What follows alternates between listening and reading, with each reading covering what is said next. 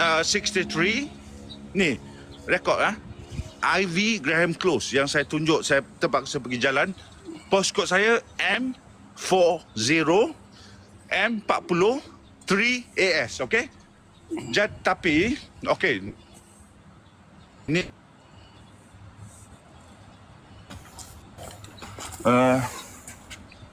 65 IV Graham Close. Ini rumah arwah. okey. Saya duduk sebelah-sebelah dengan rumah arwah. okey. Okey. Okey. Okey, ni 63 63.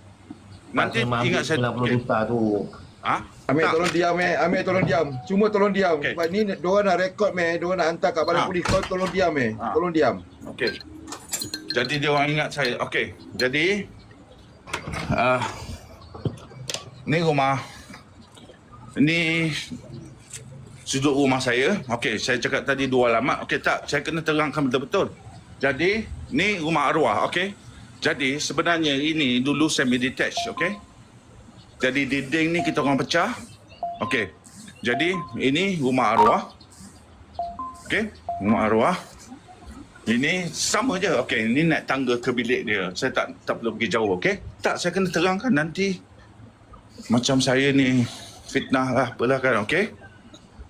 Jadi saya nanti cakap saya fitnah lah. Okey, saya dah, ini rumah arwah. Okey, ini dinding yang dipecah. Okey, jadi ini rumah saya. Kalau boleh cari saya kat rumah saya lah kan. Okey. Jadi ini rumah saya. Okey. Jadi saya dah bagi alamat 60 65. Okey, saya dah naik tangga. Okey. Man, tunjuk lubang jamban tu kat shooter. Amir please tolong diam Hormat sikit. Okey, jadi saya dah bagi tak.